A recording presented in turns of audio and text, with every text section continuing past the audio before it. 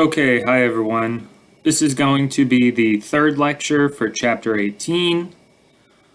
We've been talking about distributions from a corporation, and we said one of the things we care about is whether it's from E&P, and that helps determine whether it's a dividend, right? And we said there's specific ordering rules depending on the situation for what you would classify as a dividend, a return of capital, and potentially a capital gain.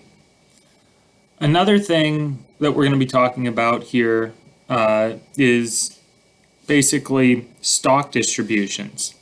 And these can be taxable or non-taxable events. So the non-taxable ones basically put you in the same effective ownership after the fact. So let's look here. I think I'm one slide ahead. So if we look here at this example, right? There may be a 5% stock distribution, and it's across the board. Everybody gets 5% more. So if you owned 100, afterward you're going to own 105. That's just kind of like a percentage-based stock distribution. Again, you have the same effective ownership.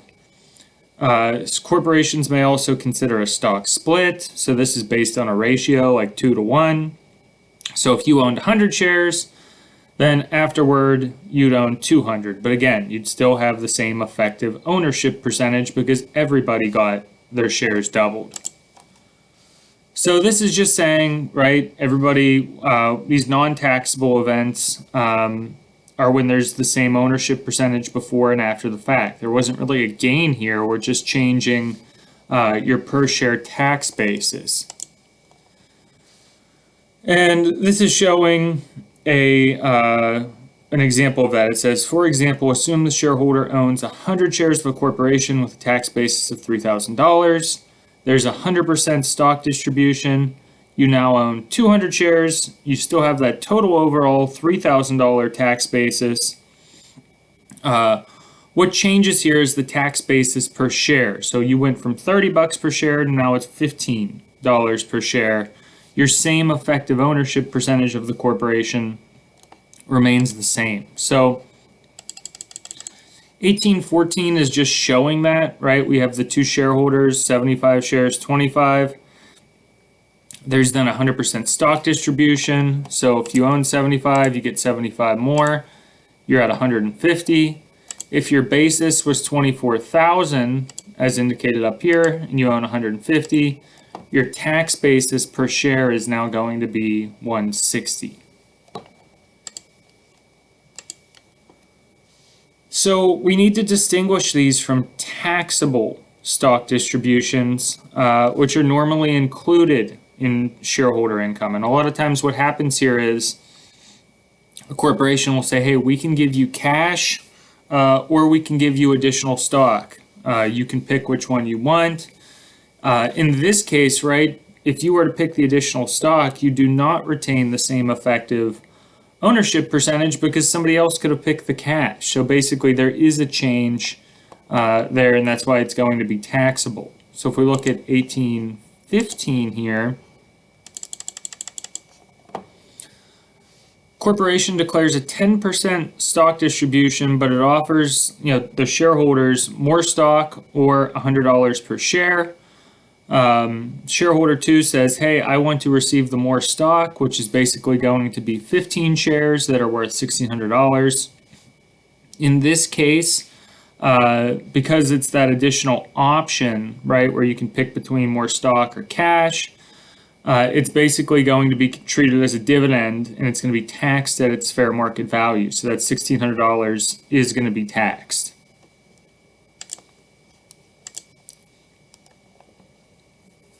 So the next thing we're going to distinguish here, right, we talked about stock distributions. We're going to talk about stock redemptions.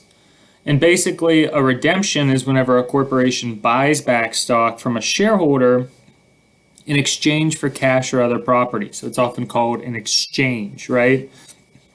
This is in distinction to a dividend, which we've categorized as a distribution that comes out of E&P. So it's important to kind of look at these. The reason being is there's different tax treatment for these.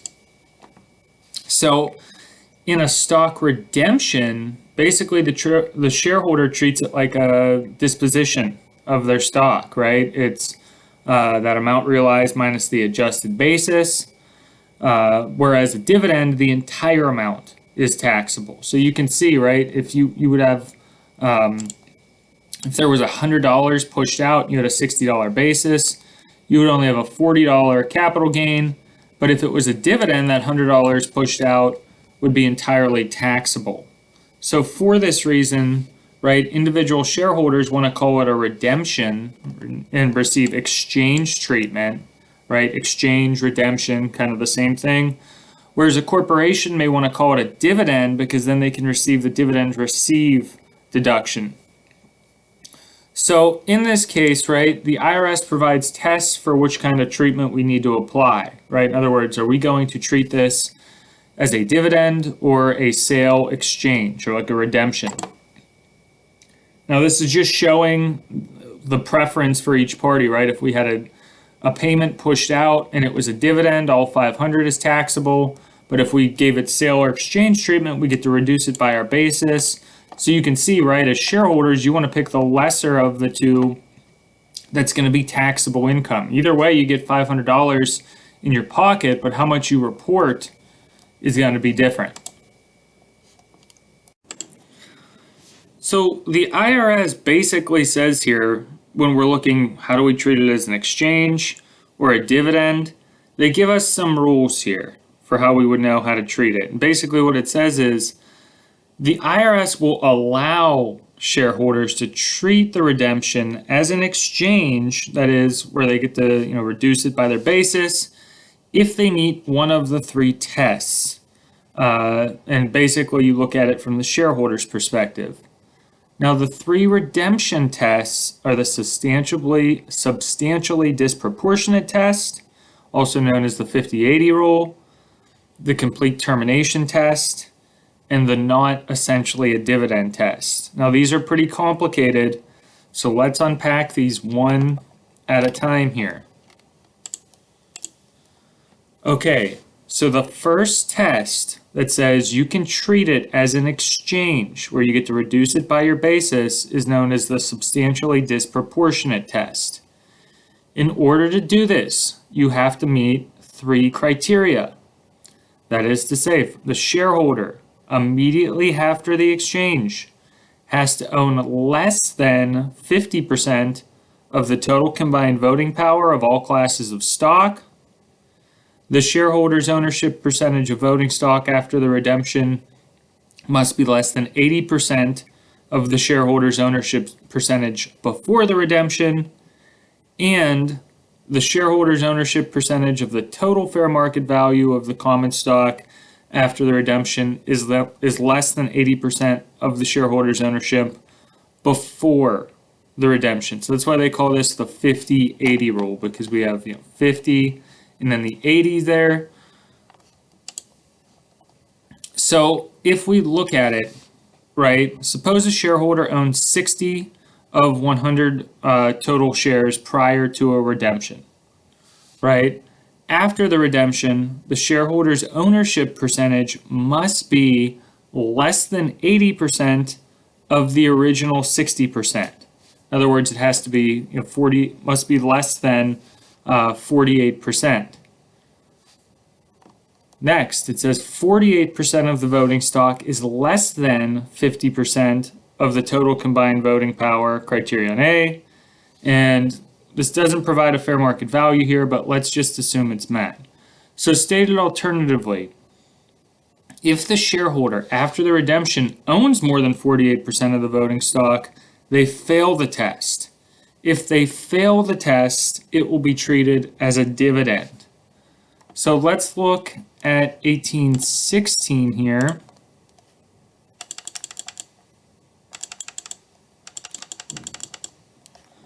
Okay, so a shareholder redeems 5 shares of stock, or I'm sorry, a corporation redeems 5 shares of stock from a shareholder for 25 grand. The shareholder has a tax basis in the 5 shares of $10,000 or $2,000 per share. What is the tax treatment of the stock redemption to the shareholder? So in other words, Are we going to treat this as a dividend, or are we going to treat this as an exchange? So basically, the shareholder owned 20% ownership before the redemption. They owned 25 shares of 125 total shares. After the redemption, they owned 16.67. In other words, right, they owned 20 out of the 120 shares. So, right, basically they had 25, the corporation redeemed 5. You can see how their ownership percentage changed. So if we look here, right, at criterion A, the first thing it says, after the exchange, the shareholder must own less than 50% of the total combined voting power of all classes of stock. Well, in this case, we're going to pass that. After the exchange, we do own less than 50% of the stock. However, when we look at B right here, which says the shareholder's ownership percentage of the voting stock after the redemption is less than 80% of their ownership percentage before the redemption. So in this case, before the redemption, our ownership percentage is 16%, right? Or I'm sorry, I have here 80% of the shareholders' ownership percentage before the redemption is 16%. After the redemption, right, we would own, our ownership percentage would be 16.67. Thus, our ownership percentage is not less than 80% of the original.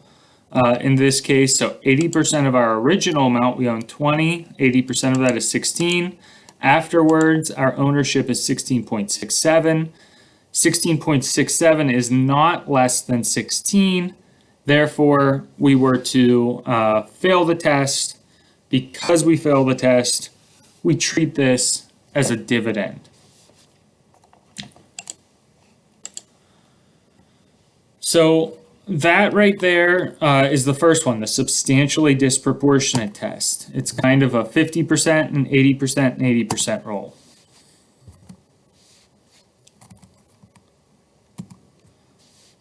The next test here, well, they have some modifications to this. Don't worry about 1817, 18, 19. I'm not concerned about those with it. I'm more concerned that something like that basic test in an example like this. I'm not going to make it anymore. It's difficult to begin with. Adding these, further nuances to it is kind of beyond the scope there. The next one here is the complete termination test. So in this case, a redemption will be treated as an exchange. You'll get to reduce your basis. We'll treat it as a sale if it's in complete redemption of all of the stock owned by the shareholder. So for example, if the corporation were to buy back all of the shareholder's stock. Well, one of the things here is this is automatically going to meet the 50 and 80% test of the first, the first test we have. Why do we even have it? Well, one of the things, we didn't get too much into here is these family attribution rules. Basically, those can throw a wrench in it where they had to provide this second test. But basically, the first test says, hey, we have this we have this 50-80 rule. The second test is if you were to buy back all of the stock, complete termination of your interest as a shareholder, then obviously we're going to treat it as an exchange.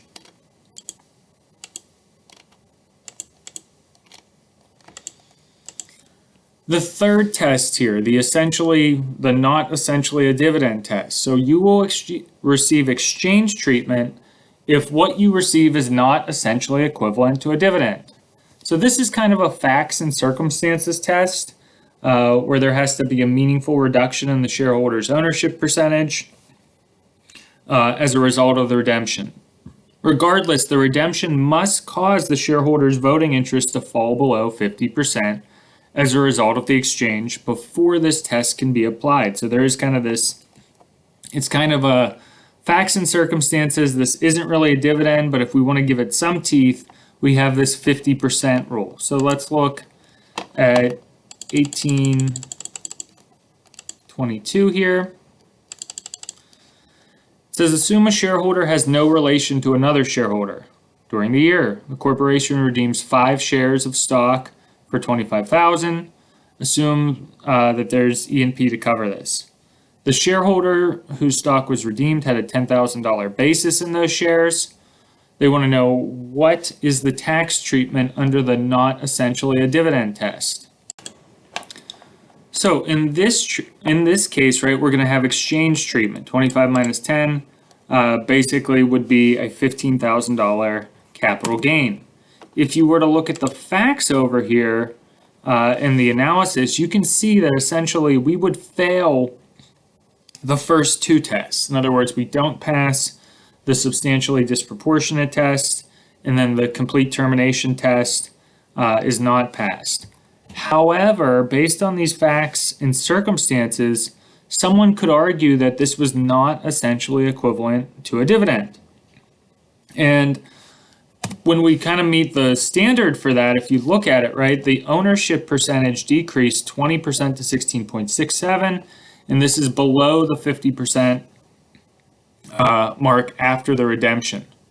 So it's not guaranteed here that this is going to go through, but basically what they're saying is someone might be able to make an argument here that it should be given exchange treatment. The next one here, it says, assume shareholder 3 is shareholder 2's father. During the year, the corporation redeems 5 shares for $25,000. There's E&P to cover this. Shareholder 3 has a $10,000 tax basis. Which tax treatment is under the not essentially a dividend test? Well, basically in this case, we're going to own more than 50% after the fact. So it's kind of the same setup here, but when you look at the specific facts, right? Again, same setup. We're not going to pass the substantially disproportionate or the complete termination test, but we're going to fail the not essentially a dividend test. The reason being here is our ownership interest does not fall below 50%. Remember, it is kind of like an argument-based theory here for this not essentially a dividend. It's facts and circumstances. But you do, if nothing else, have to meet the 50% ownership rule. You have to own less than that after the fact. So we talked a lot about the shareholder's point of view. We said, right, again, just to summarize, what are we talking about here? We said that going all the way back to the beginning of the chapter, right, we're looking at distributions from a corporation. We said they could be a dividend, right, if they come from E&P. They could be a stock redemption where they're given exchange treatment if they meet one of those 3 tests, or it could be a partial liquidation, right? We said that the dividend treatment, we have the 4 tests right here. Basically, we said for it to be a dividend, it has to come out of E&P. And depending on the circumstances, we have specific rules. Positive, positive, positive, minus, minus, positive, minus, minus. Then we said another type of distribution could be a non-taxable stock distribution, where basically it's the same effective ownership percentage, or a taxable stock distribution. And then we said, we have redemptions, where basically the corporation would buy back the stock. Now, whether that redemption receives exchange treatment, so that's what I said, you kind of have to keep the word redemption with exchange treatment like similar in your head if it ultimately passes one of these 3 tests. So in other words, the redemption will receive exchange treatment where you get to reduce it by your basis if you meet one of these 3 tests. And basically, this one is the most complicated. This one's pretty straightforward, right? If they just buy back all your shares. And then this one is a little bit, speculative. You have to have a reasonable basis. It's facts and circumstances. But there is that 50% rule there. So now, the last couple slides, we're looking at what are the consequences to the corporation itself in all of these areas. So the corporation making a distribution generally recognizes a gain on the distribution. However, no losses are allowed. If it treats a redemption as a dividend, that is to say it fails one of those three tests, then the corporation basically is going to reduce its E&P by the cash distributed and the greater of the fair market value or the adjusted basis of the property. So basically similar to what we've seen, you just reduce your E&P if you're the corporation. However, if it's treated as an exchange, right, then the corporation is going to reduce its E&P at the date of distribution by the percentage of the stock redeemed. So if 60% of stock is redeemed, then you're going to reduce your E&P by 60%. However, this can't exceed the fair market value of the property that's distributed. So let's look at 1824 here. Okay, so we have a corporation that redeems 25 of a shareholder's shares for 125 grand. Basically, they're buying back 20% of the outstanding stock. A shareholder has a tax basis in the shares of 50 grand. Assume that we have exchange treatment here and that the shareholder is going to have a gain of 75,000. That's great. The event took place on December 31st when a corporation had the CE&P of 500,000. What amount does the corporation reduce its E&P by? Okay, so we said, going back here, if it's an exchange treatment, the corporation is going to reduce its E&P at the date of distribution by the percentage of the stock that's redeemed. So, and basically this can't exceed the fair market value of the property that's distributed. Okay, so here we have the fair market value, and then we have the percentage of the stock redeemed, which is 20% times the E&P balance of 500,000. So basically we have 100 versus 125. You're going to pick the lesser of those. Same facts here, except the E&P is $1 million, right? Well, the lesser here is going to be the fair market value of the property paid to the shareholder in that case. The final point here, it says, same facts, except on 6-1, corporation made a 100K distribution to its shareholders. E&P is at 500,000 at year end. What amount does the corporation reduce its E&P by? Okay, well, we have, in this case, we just have to show that we have our year end of 500,000. We reduced it by 100 there, 400,000. And we have, in this case, right, 80,000. If we go over here, we could see the answer here is 80,000. That's what we're going to ultimately pick, because then you're going to take the 400,000 times the 20%, right? That's going to give you 80 versus the 125 that was paid out. Sorry, that should be 100.